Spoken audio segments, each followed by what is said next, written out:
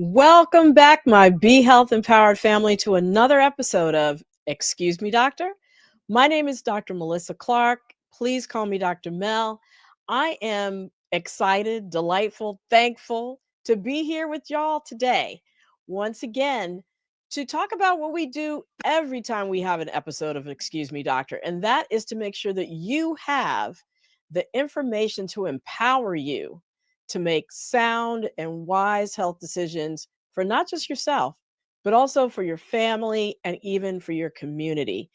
So settle in with us right now. We have an incredible show. As we get into it, please remember to hit that subscribe button if you're checking us out on YouTube. And if you are on Facebook with us, please hit that like button. We really, really appreciate you for it. And if you are our ride or die, you know that I have to have my incredible co-host with me to make sure that this is an amazing week that we create for you with this show. So to kick us off, Lila Mays, Wayne Bruce, please come on in. We would love to see you. What's up, Dr. Hello. Happy Monday. Happy Monday. How y'all doing? Good. Ready to get it on. All right. Good. Ready for y'all bring the word from the streets and make sure that we keep it 100 as we move through the show. Indeed. So here we are, the Monday after Thanksgiving. We are here the Monday after Thanksgiving, whatever the next line is. And how was yours? How was yours, Lila? My Thanksgiving, it was amazing. It was fantastic. It was good food, good fellowship. It was great. That's wonderful. I know it was hard. Everybody I talked to today at work, it was hard for them to dust off them cobwebs and get back in the swing of things. But here we are. We are in the middle of the holidays. What's it called? Black Friday, Cyber Monday, Giving Tuesday. Here we are. I'm black every day. I don't know about y'all. Not just on Friday. I'm black Monday through Sunday. Well, that is good to know, but you're not associated with discounts every day. I'm just saying. There's no discount here.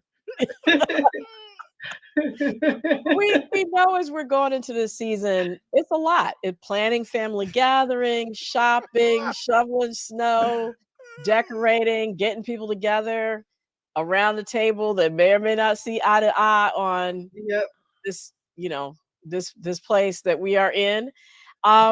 So, it's a lot that we're about to go into. A lot.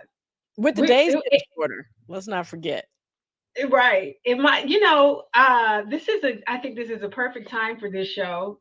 My family and friends maybe could have benefited from it before Thanksgiving because we got into a little something right at the end there. But I think we all kind of need a toolkit to navigate the holidays. So really, that's what we're going to get into today. Yeah. Toolkit. Well, it couldn't be better because, I tell people everybody is joyous and happy during this time period. And I'm not necessarily joyous and happy. Now, I am happy and thankful. I'm thankful. But, this time period, I had so many people in my life, in my personal life that have moved on from this plane during this time period and some tragedies during this time period that sometimes I'm not in that spirit. It's just not the greatest place for me some days. Well, you're not alone, Wayne. And that's why we're doing this show, surviving the holidays, your holiday mental health toolkit. That's what we're talking about tonight. Mm-hmm.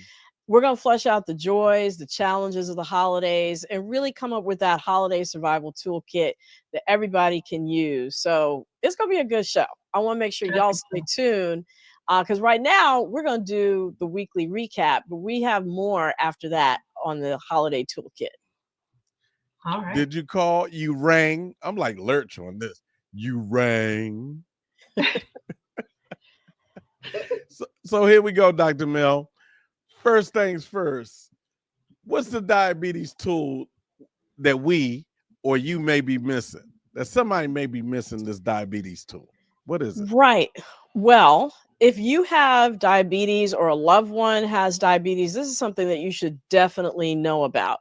If you have problems, if you're on insulin, or if you've had, episodes where your blood sugar went really low, like dangerously low, then you might need something called a continuous glucose monitor, short CGM, right? It's a Mhm. tiny device, sticks onto your body and gives real-time blood sugar reading. So you can know minute to minute what is going on with your blood sugar, if it's high, if it's low, all that. Yeah, most people I see with them, and I've had it from time to time because, it's actually a part of a weight loss system for me. Stick it on the back of their forearm, not forearm, but back of their bicep, you know, in the back part of their arm, upper arm, The back of their tricep. There tricep. you go. I said that. Get the anatomy right. There you go, Lila. I Come see on, Lila. I didn't stay that long in anatomy. You just want to show off. No, no. They stick it on their tricep behind their bicep. Right. Okay. And then what All does right. it do? And it reads, some of them have devices that go along with it, but a lot of them now you just stick your phone to the back, Mhm. and it reads your blood sugar and lets you know how to keep it within range, right? Right.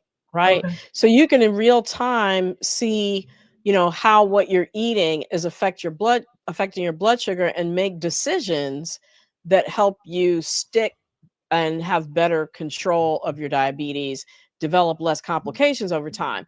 And how this relates to people of color, a new study shows that Black and Hispanic patients and underinsured patients are least likely to be prescribed a continuous glucose monitor by their doctor, even if they qualify. Wow. Wow. So, and there are different criteria to qualify: your age, what kind of diabetes you have, whether it's type 1, type 2, whether you're on insulin or not. So all those things kind of go into it, what kind of insurance you have that covers it. But if you have diabetes, you should specifically ask your doctor, hey, do I qualify for a continuous glucose monitor? That is part of advocating for yourself. And if they Mhm. say no, ask them, well, why not? So that they can explain to you why you don't qualify. Because Okay. once again, we have to advocate, like Dr. Clark said, for ourselves. Dr. Mel with the advocates. Wayne That's Bruce right. with the avocado. Okay. Okay. Avocados are healthy. I don't know what the connection is there, but Advocate hey, avocado. that's the bottom line. Right. Y'all know this. All right. Moving on to number 2, weight loss drugs and alcohol. I love that this isn't a recap because actually after our last show, this came up in our sort of debrief. And in full transparency, I'm taking a little weight loss medication. And I was telling Dr. Mel that one of the byproducts benefits of this medication is I don't have any real appetite for alcohol. And I like prosecco and champagne, but I don't have the urge to drink it. What's the connection, Dr. Mel? Well, thank you for sharing that, Lila. I'm sure, people can benefit from, you're letting everyone know that. But apparently, people on weight loss medicines can lose their desire for alcohol. There was a study that just came out of Henry Ford Hospital in Detroit. It showed that there were about 7,500 people that they looked at who were in a weight loss program who were drinking alcohol at the beginning of the program, but Mm. after starting on an obesity drug, began drinking less alcohol as a result. Wow. Yeah. So were there groups who were more likely to slow down their drinking in this study? Yeah. So it showed that women were more likely than men. Mhm. Those who Mhm. were at higher weights were more likely, and then those who drank more at baseline um, were also more likely to cut down or eliminate alcohol consumption altogether. So we know that part of the way the medications work is to lower the rewarding effects of food. So it looks like that might also be true for alcohol as well. So It's so just something interesting. to know. Yeah. Yeah. And of course, I'm not necessarily, we're not necessarily advocating for any particular Right. weight loss medication. It's important that you talk to your doctor about the pros and cons for you, but it is important, I think, to note that that might be a side benefit that wasn't anticipated. Yeah. On Thanksgiving, my sister made this delicious bourbon cranberry cocktail. Everybody said it was yummy. And you had, you're like, no I interest. tasted it. I'm like, So, yeah, it's yummy. so I just want to thank you for being fully transparent, because we've talked in our meetings, and we're going to follow my journey, Yes. on my weight loss journey in the new year. Yes. And All right. it will include a couple things, a couple, whether it's one or the other. We're not going to call any brand names, but we're Yeah. going to follow it, All right. because it's that time. And I don't drink heavy as it is, but I do like certain things that I drink, Hmm. and we won't get into those. I want to take a whole, so I'm looking forward to that, and we'll follow that for you here on Excuse Me Doctor. All right. All right. That's what's up. Fantastic. So that segues perfectly into uh, a fitness journey, just a fitness journey, how important it is. And Dr. Mel, I recently read that being fit has some benefits to fight our dementia risk. Absolutely. We don't know what causes dementia, but we do know these two things. There's some people who are at a higher inherited risk of dementia because of their genes.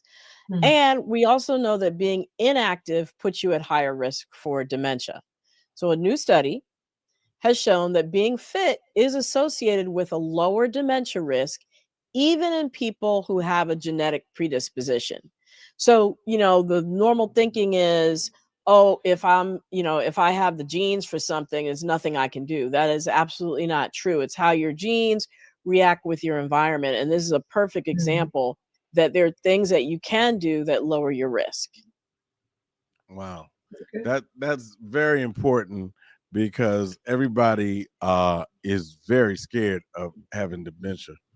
And Hmm. how did they define what is fit? Is it running? Is it running a marathon? Is it being able to walk up steps? Is it, how did they Yeah. define being fit? Great question. So what they did is they had people sit on a stationary bike and go at a constant moderate intensity for 6 minutes and then measured how much oxygen they consume. So 6 Mm. minutes isn't a long time of steady pedaling, and they're not having you pedal like to exhaustion, right? Not And like they on the found Peloton. not like on a Peloton.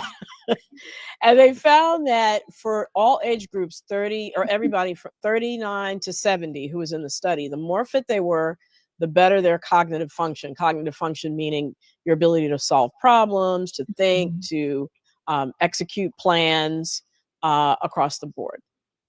Okay. Listen, I've been working out with the senior citizens up the street at the YWCA in my Okay. neighborhood. All right. So we're working it out. we do That's good. we do low impact aerobics and line dancing every week. Oh, that's So wonderful. yeah, And and fun. we are, huh? And fun. Yeah, and fun. Yeah, so there's Yeah. some Right. fun ways to get your fitness in. All right. So Well, that boy, is the recap for this week. that is it. That is the recap. What y'all think? What you got for us, Lila? Well, we asked the people, we went to social media and we asked the people how likely they are to follow health advice from social media. So TikTok, Instagram, I'm not gonna call out that other one. Okay. Disclaimer: the thoughts and views of the Fan producers are not base. necessarily. Right. But if there was a resounding 100% said they do not uh, follow advice from social media. However, the caveat is if they see an article or a video regarding some health information, most people will go and do their own research, but not necessarily taking what they have listened to or watched on social media as information they should necessarily follow. Wow. Well, that's you might not have talked to a lot of adolescents and young people, because I didn't. These studies are more, show, yeah. yeah, that social media is the go-to for that age group when it comes to health information. And there was a study that was done that showed on a platform that shall go unnamed, that falsehoods were 70% more likely to be spread than the truth. So falsehoods spread further, faster, deeply, and more broadly. So it's well, I'm curious to know what our audience, do you take, advice that you see on Instagram or any of the other social media platforms? Put it in the chat. Put it in Maybe even chat. Let share us know. something that you think um, was legit. So let us know. So thank you, Lila. That's what y'all think. We're gonna check back in as the show goes on. I'm relying on y'all to bring it back once we finish our discussion.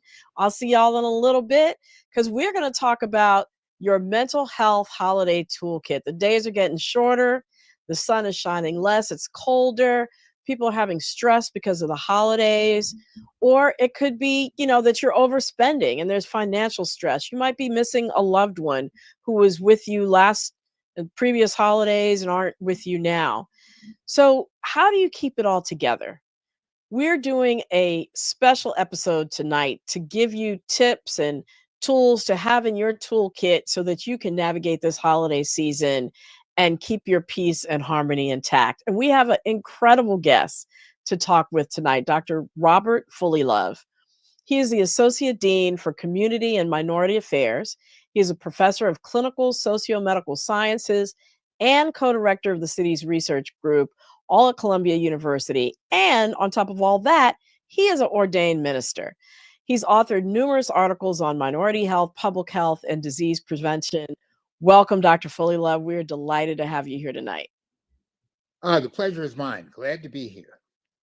All right. Well, let's get into it, because I really want folks to leave our discussion and feel empowered when it comes to what is their plan to navigate this holiday season. So let's just start off with setting the table and talking about what are some of the challenges that the holidays bring when it comes to mental health specifically.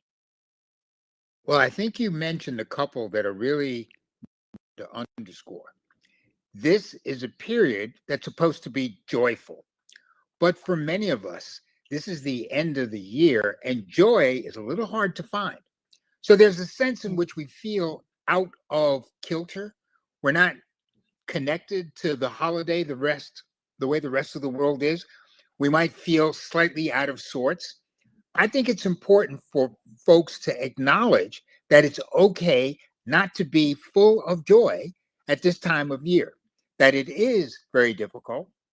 We have stresses, we have strains, and the finances that are associated with Christmas. This is not about our Savior. This is about money. And I think we have to be clear that whatever our religious sentiments might be about the importance of the holiday, they get quickly buried by the expectations of kids, family, and friend, that this is a time when other things, gifts and goodies, are supposed to happen. It's okay for us to acknowledge that this is a difficult period. And it's okay for us to acknowledge that if we're not feeling joyous, that's okay too. There are good reasons for it. We needn't blame ourselves if we're not quite in the Christmas spirit the way everybody else is. Right.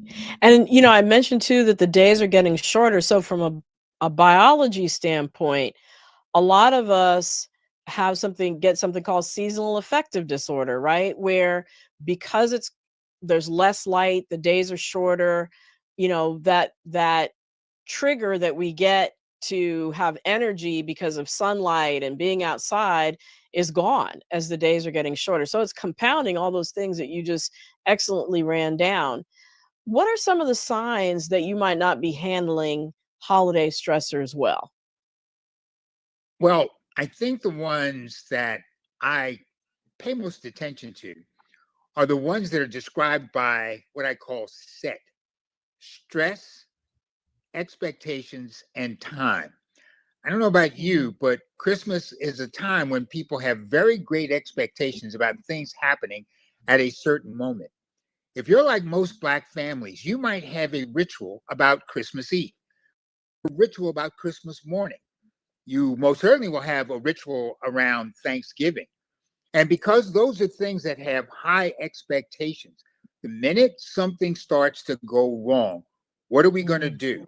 This is a moment when people who are trying their best to engage in a process of wellness pay a lot of attention to the internal signals that their bodies are giving them. Am I impatient? Am I losing my temper easily? Am I frustrated? Am I wishing this would all go away? I mean, I think there are many ways in which you want to monitor how you are taking life around you with much greater precision than might be the case in other parts of the year. So, the first thing to note is, am I doing things differently than I usually do? And the minute that becomes clear, this is the moment when we stop, we step back, we acknowledge I'm under a lot of stress. And sometimes just recognizing that that's what's happening makes it possible for us to control it better. Hmm. So let's talk about stress a little bit and unpack that, right? So I often talk about stressors versus feeling stressed. Can you sort of break down the difference between stress and stressors? Stress for me is the impact of external circumstances on my body. I will have a fight or flight reflex. I'm someone who lives with hypertension. So I'm very aware of what happens when my heart starts to race, when I start feeling down, when I'm, not really feeling quite like myself. Those are the body states that we often want to pay attention to. A Mhm. stressor would be something that is creating that. I know that as someone who has kids and has grandkids, that one of the worst expectations is a child who's really expecting that Christmas is going to be something magical. And then when it turns out to be something less, there is a moment when all of a sudden it starts to impact us. So that notion that there are expectations we have about how this season is going to treat us, when those expectations are not met, those can be stressors. And the first thing we'll note is that we start to feel not quite ourselves in moments like this. And because it's a time when everybody else is trying their best to be happy, we'll feel even more as if this is something that we should be paying a lot more attention to. We'll literally have an increase in stress levels because we're not doing what we know we're supposed to. We're not Mhm. meeting the expectations that others might have for us. You want to be aware of those things. You want to be able Right. to step and you want to say, ooh, I know what's happening. Let me slow down. Right. No, I think that's great. And, you know, we know that these external stressors, like you said, can create situations in our spirit, in our emotional level, and then physically where our blood pressures go up, our heart races. It can affect our sleep.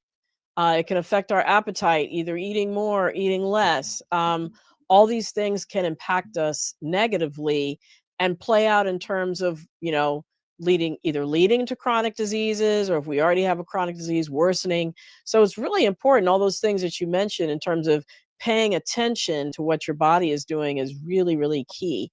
You also mentioned family, right? Stress can be for especially high at the holidays. That's one aspect of it, meeting the expectations for material things that, your relatives, your kids might have. There's also the family stress of people getting together and having different political views, or just having different views in general about life and family dynamics. What are some of the tools that individuals can use as they get together with their families that they might love these people, but they might not like them a lot? What are some of the things, strategies for navigating that, getting together at the holidays? Well, one of the most important strategies is if yours is a family where you kind of know when people get together, you can almost predict who's going to say what to whom that's going to result in some kind of explosion. How about we acknowledge that? How about we anticipate that? How about we make a point of setting ground rules? It might sound as if that's a party breaker, but at some levels, if you put everyone on notice, I know what's going to happen here. Let's all do our best to do X, Y, and Z. There is typically one person in the house, one person in the family who can say that. And when that set of words is uttered, people feel compelled to obey. In other words, it's okay to remind people, hey, we're adults. How about we act like adults? And let's think before we just have something spurred out.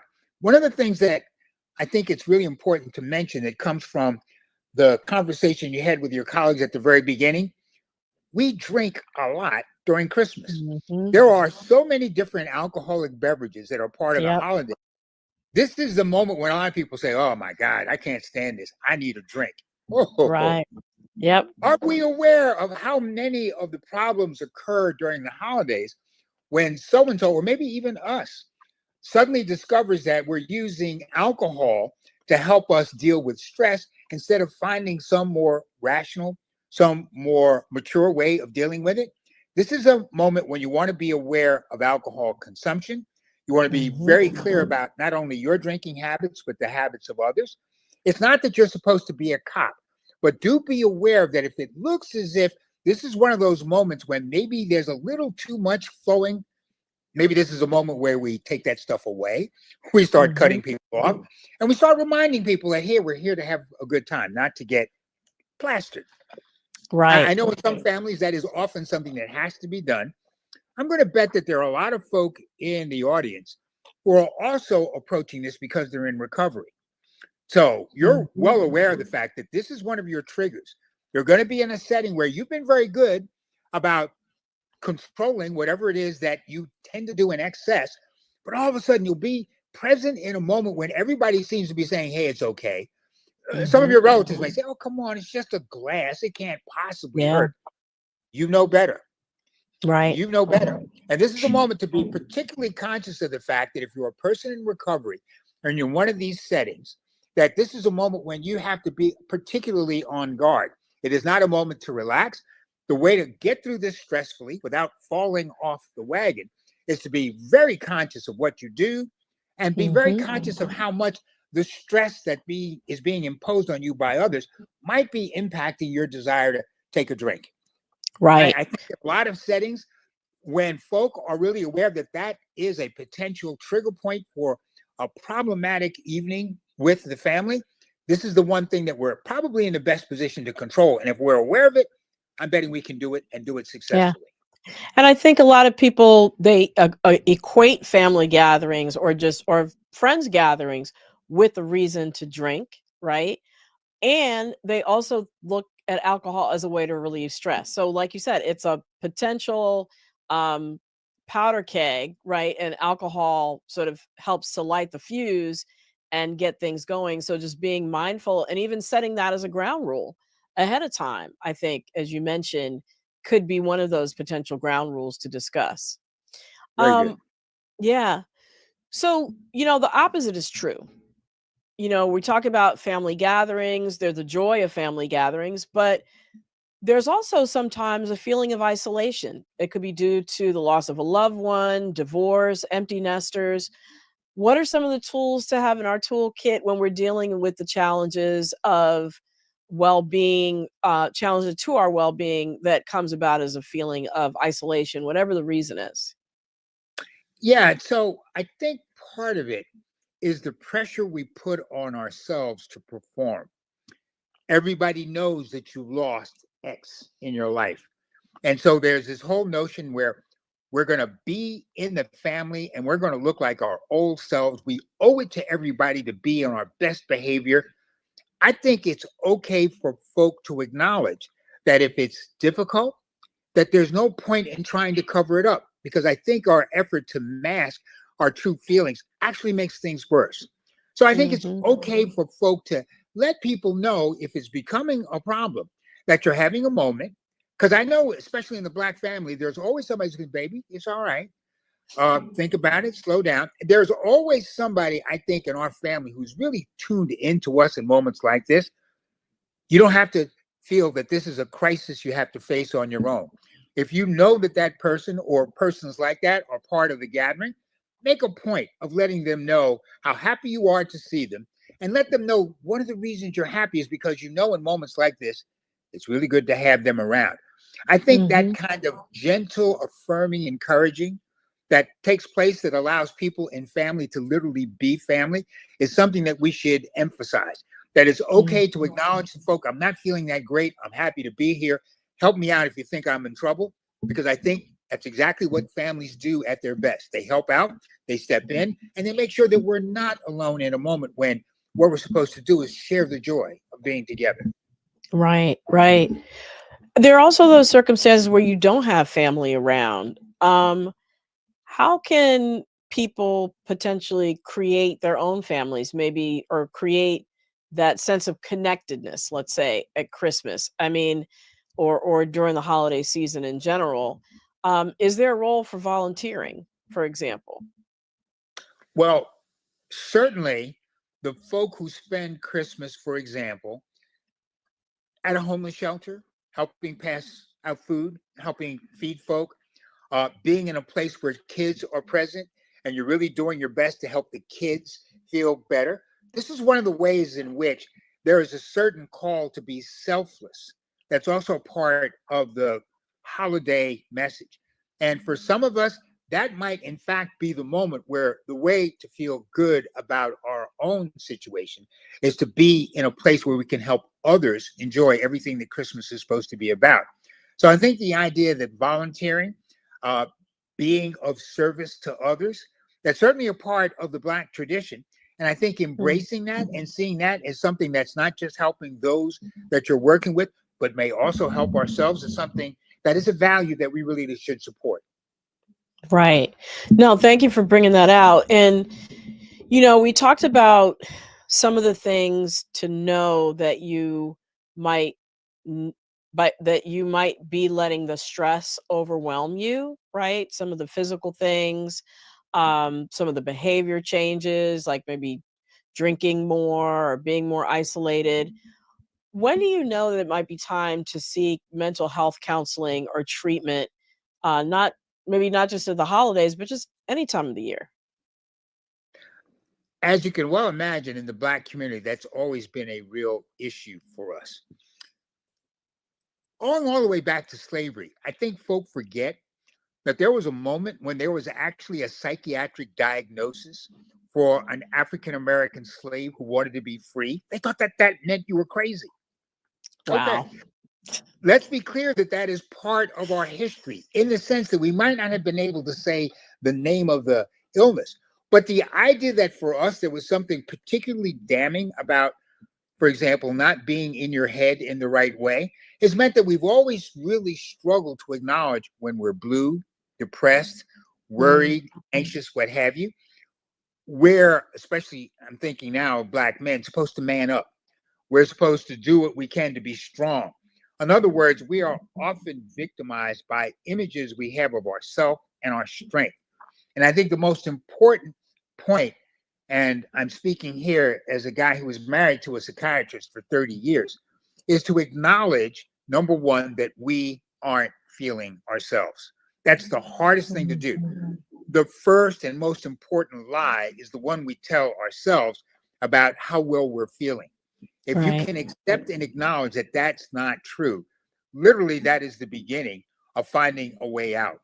Right now, we live in a modern world. Everybody who's watching us on a computer can easily go to Google and suddenly discover that if you do Black mental health help, there are thousands of links that Mm, literally are going to be very useful in helping us go from I know I need help to actually finding it. And I'm going to suggest that if the beginning of this is simply acknowledging I'm not okay, then I think the rest is becoming a lot easier in this modern information age where a link to help is a lot easier to find than was the case even as recently as 10 years ago. And you mentioned, African American community and our history around mental health, which I had heard that before, but I had forgotten what you said about, um, you know, wanting to be free as a mental health diagnosis, right? So how accessing mental health might be considered not helpful. But then there's also the stigma that is associated with it. What are some things that we might be able to do as within our family or within our community to destigmatize seeking help, seeking mental health, and encouraging individuals to prioritize their mental health? Well, I'm very interested, and you and I both work in this particular domain, in the power of the church to help us as a community accept that this is okay. That not only is it okay to acknowledge that we may be struggling with issues for whom, for which rather a professional might be really of great use, but I believe that mental health succeeds best when people are not only working on their own issues, but when they're in the presence of community that is supportive, that is Mhm. helpful, that is not judgmental, and that does whatever is necessary to make sure that when people start on a journey like this, that they're supported. So the biggest worry is when we think this is all on us. This is something I have to do by myself. I think any Mhm. psychiatrist who works in this arena is going to be very clear. No, if you're able to be with others, a lot of what will help support you is literally what comes from the people who are surrounding you, who work with you, who love you, who care about you, and making sure that we're open to them and to the power that they have to sort of help us out is also really important. Too often we feel like, no, this is my battle. I've got to basically deal with this on my own, when it becomes very clear that we are typically strongest when we have the support of others. And with that support, are able to do things that we might not otherwise be able to risk on our own. Mhm. So I'm very No. big about, for example, getting the church more directly engaged. And I'm really pleased to see how many pastors at this point in the 21st century are really accepting the role that pastoral counseling can be a part of your witness, part of your mission for the community. Mhm. Because as soon as we make it clear that pastor says, look, if you're having troubles, don't just rely on the Bible or your faith to be enough. Make sure that you're also seeking help because so much of it is available. And if you need the help and support of a congregation, we're here for you. I know a couple of pastors who've done that, and the results have been really terrific. And because I think you have a perfect forum to sort of send that message, let me suggest that once again, this is not just what we're trying to convince your viewers to see. For those who are in a position to act on this, I think this is one of the most important contributions that we can make to the general health, the general mental health of our community. Yeah. No, I think that's an excellent point. I mean, there has been an evolution, I think, in religious thinking somewhat, right? It's not all the way, but an understanding that there's mental health and that there's spiritual health, and that both have to be tended to separately. It's not enough to say, oh, you just need to pray or you just need Jesus, right? That they're actually mental health techniques, strategies that can be helpful to really address some of the areas that relying strictly on scripture or a message in the sermon might not necessarily um, address fully. And then outside of the church, you already mentioned, there are communities online, ways that you can go about getting help when you need mental health. And I should also mention the 988 number that people can call if there's a crisis to be connected to mental health services that will be appropriate for what they need. So 988, relatively new emergency number that everybody can call. Um, it looks like it's actually time to bring back Lila and Wayne and see if we have any questions, comments in the chat. I would love to know what you, the listening audience, what y'all are doing, what you're taking away as a strategy to put in your toolkit, or maybe one that you already have that we haven't mentioned. Throw it in the chat so that we can surface it, talk about it, and add it to the whole, add it to all the tools that we already have. So what y'all see, what do y'all see out there, Lila and Wayne? Wayne, you got something? I do if you don't. Go ahead, Lai.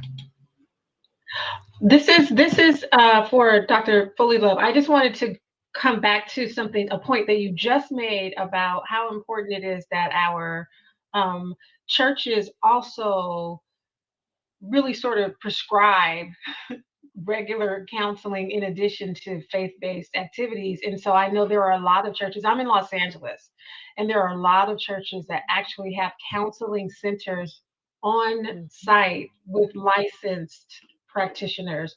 So I just think that's a really important point. I do think that religious thinking is evolving and has been over the years. So I'm happy to say that I have seen many churches really, really lean into psychology as a way of support.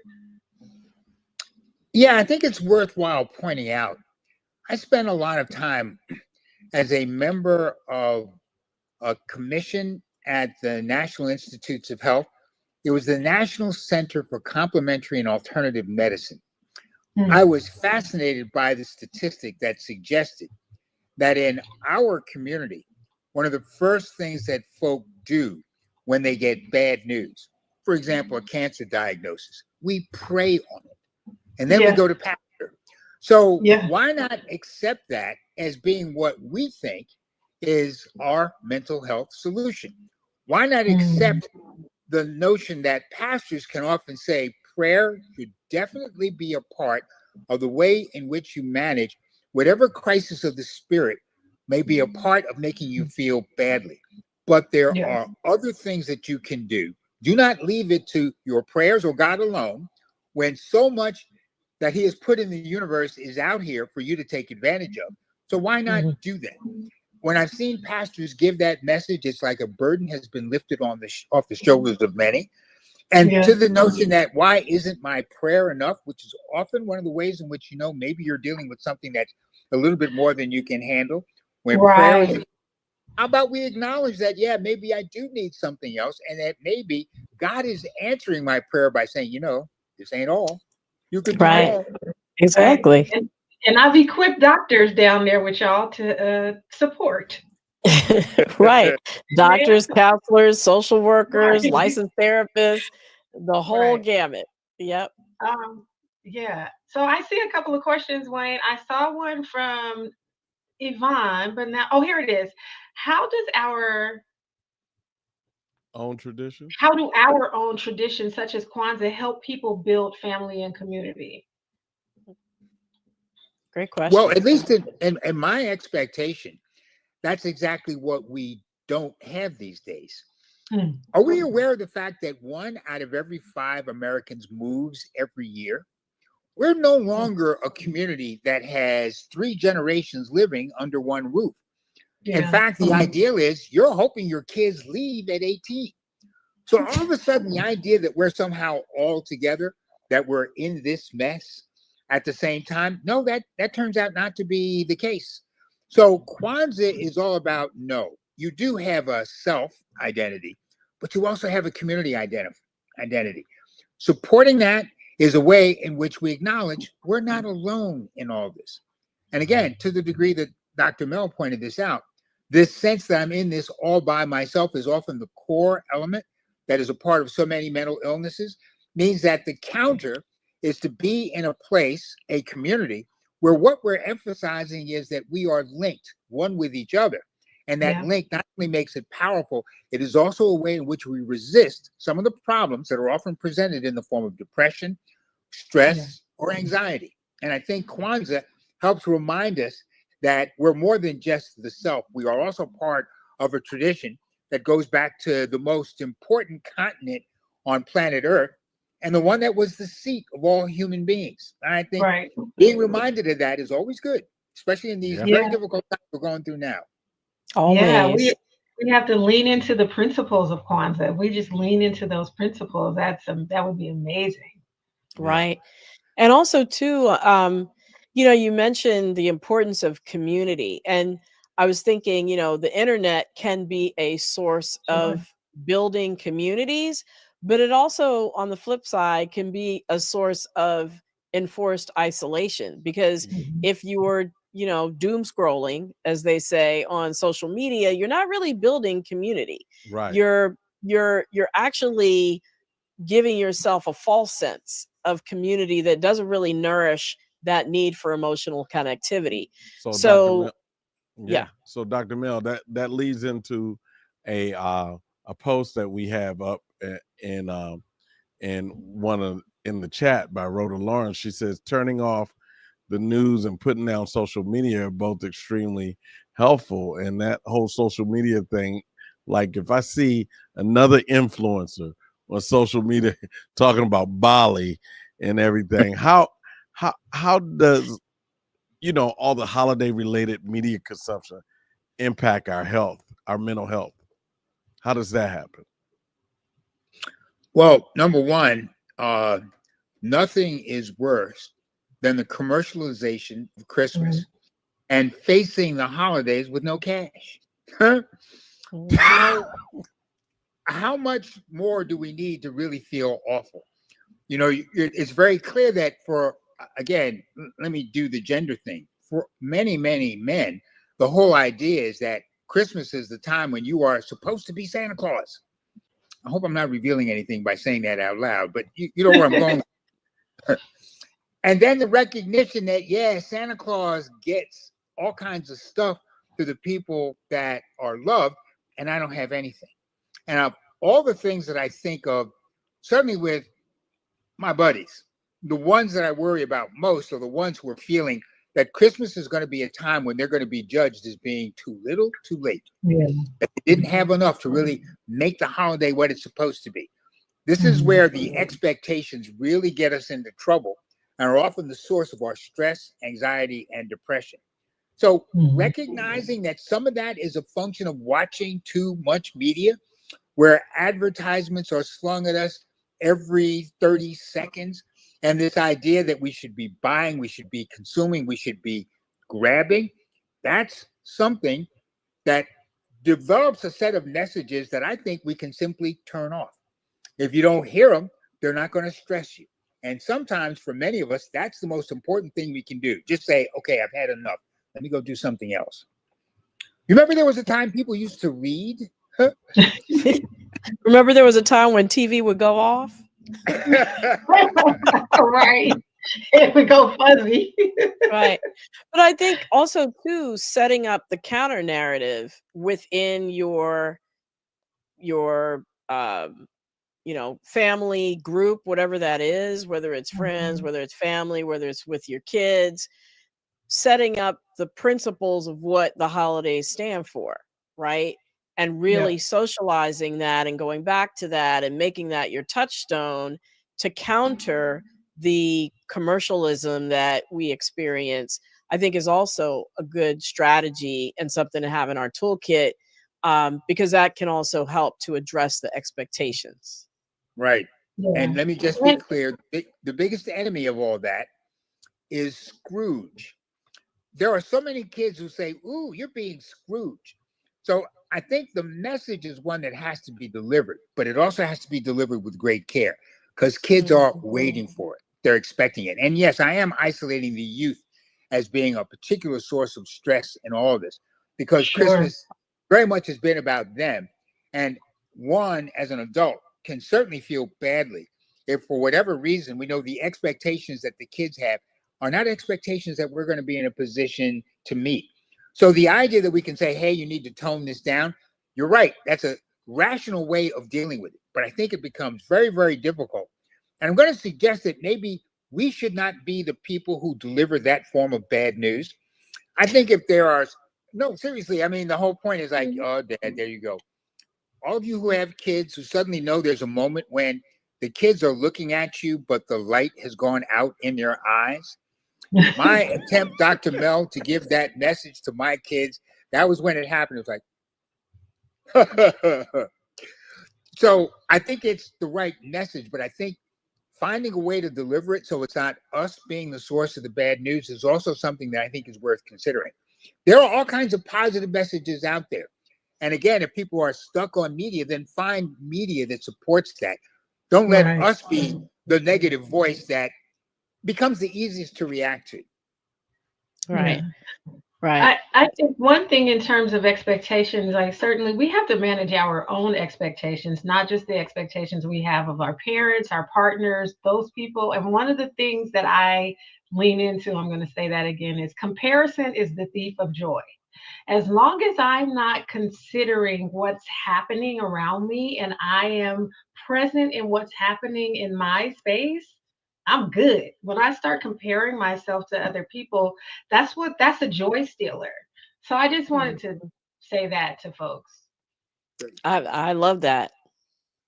Comparison is a joy stealer. It is. I'm going to quote that. I love that. Yeah. Yeah. Yeah, I We're won't gonna make a quote it little just we're gonna like make that. bumper stickers out of that. I won't quote it just like that, but I'm going to be close. Fantastic, Lila. We have another message from Tony Smith.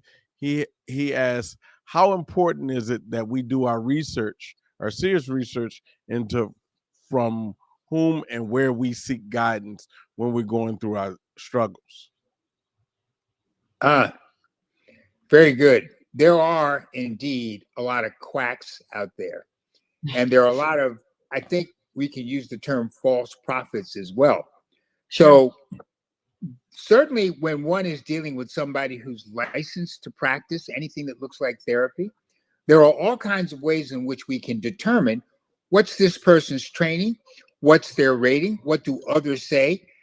I've noticed that this is definitely true with physicians, that there are all kinds of things that let you know. You look up a doctor's name, and almost immediately you'll see something else that says, rate this doctor. So it's a way of saying that if we're concerned that maybe what we're getting is not the real deal, there are all sorts of ways for us to confirm that the person we're asking to help us does in fact have the credentials, does have the history, and does have what I would consider to be the support of the professional community that says, yeah, this is somebody who's okay. Those who have bad ratings, you can almost immediately be clear that's somebody I'm supposed to stay away from. And because those things are out there, this is a moment when they should be consulted. Yeah. And there are websites like Health Grades or ZocDoc. There's ncqa.org where you can go on and you can look up specifically physicians. So in this sense, psychiatrists, that you could look up their ratings and understand how they might be rated. So to Dr. Fullilove's point, there are definitely tools online where you can get feedback and understand standing in the community in terms of how they professional community in terms of their ratings. And in some instances, you can even go to the specialty society, whether it be, for example, a social worker or a licensed clinical therapist, and research that particular individual in terms of their credentials. All righty. I remember going online and looking up tools for Black mental health and getting literally tens of thousands of links. And many of the most important are by well-certified organizations that have a very good history of working in the community. I think what we're trying to suggest is that there's a lot of trusted material that's out there, and it simply needs our desire to search it out and then to take advantage of it once we get it. And that reminds me, let me just do one shout out to the Black Mental Health Alliance, BMHA. They have a website where you can go and you can actually call them or go on their website and say what you need. And they can, if you're looking specifically for a Black mental health provider in a certain zip code, they can help direct you to someone who they've vetted, who's in there, who they can suggest that you see. So definitely Black Mental Health Alliance, BMHA. BMHA. All righty. Lila? All right. Yeah, I have one last question for folks with pre-existing mental health conditions. What steps can they take to prevent setbacks during the holidays? I mean, we're talking about counselors and that kind of thing, but are there specific steps they can take to sort of set themselves up for success? Well, again, it sort of depends on where people are in their therapeutic journey. But a couple of things that we've mentioned definitely bear repeating. Number one, alcohol. I don't know of anybody who is going through that sort of process who's going to benefit from drinking a lot during the holidays. And because there's so much that sort of urges us to do that, that's the one thing that I think everybody would agree. By all means, let's avoid that. The other thing is we've done this with the notion that people are aware of the fact that this is a stressful time. All right, if you've acknowledged that we're about to enter a stressful period, then part of what happens if you're in therapy is that you're already thinking about what do I do to prepare. I'm going to bet that for each individual, because it will vary depending on who we're talking about. For each individual, there are things that have been a part of your process that you know that you're supposed to do. So maybe this is the moment to say, you know what you're supposed to do. How about you do it? Double down. Right. Okay. So I think we have gotten some incredible tools for our toolkit. We've talked about knowing what your triggers are. We're talked about some of the signs that you know that you're not handling stress well. We've talked about expectation setting, right? Being proactive before holiday gatherings. We've talked about, as a solution to isolation and feeling isolated, reaching out to others and volunteering. We have talked about making sure that you know ways to reach out for mental health help when you need it.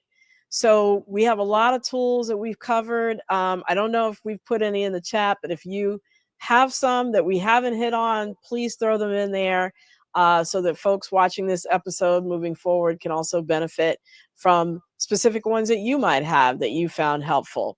So thank you so much, Dr. Robert Fullilove. You've been a wealth of knowledge for guiding us through this discussion. Really appreciate you. Lila Mays and Wayne Bruce, of course. Thank you. Comparison is a joy stealer. We're going to see y'all next time. And until then, be wise, be well, and be health empowered.